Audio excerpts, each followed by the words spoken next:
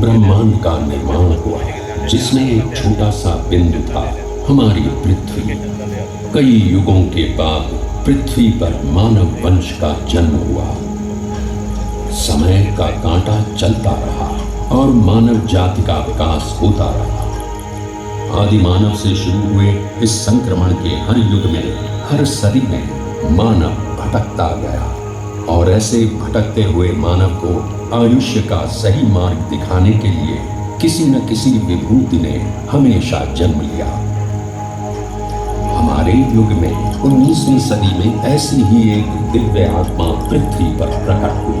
उसका जन्म कब और कहां हुआ ये तो कोई नहीं जानता, पर उसका पता सारी दुनिया जानती है, शिरडी।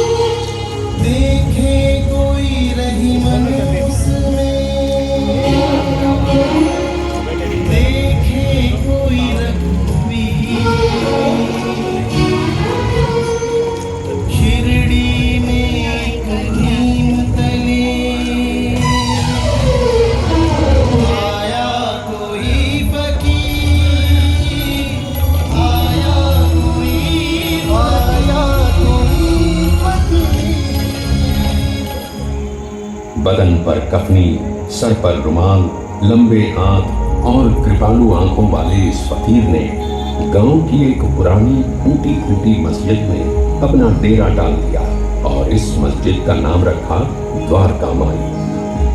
ये फकीर दीन भी था और दयालु भी, हिंदू भी था और मुसलमान भी, इंसान भी था और भगवान भी।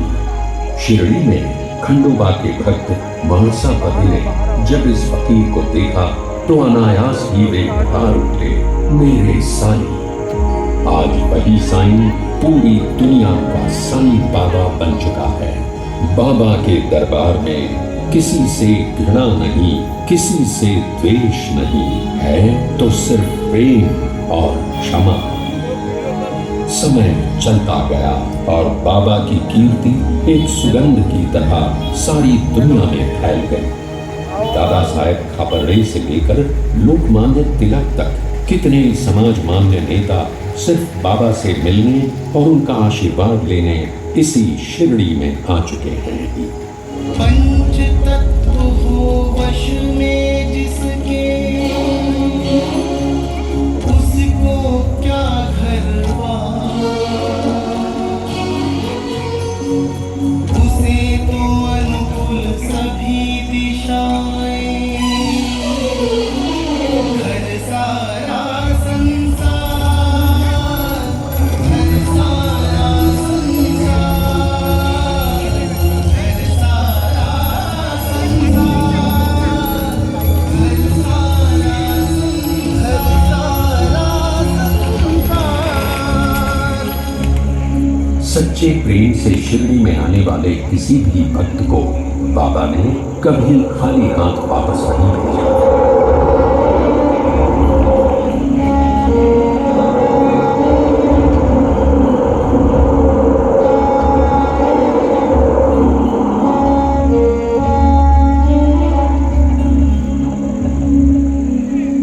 बाबा के भक्त अनगिनत हैं और हर भक्त की एक कहानी है।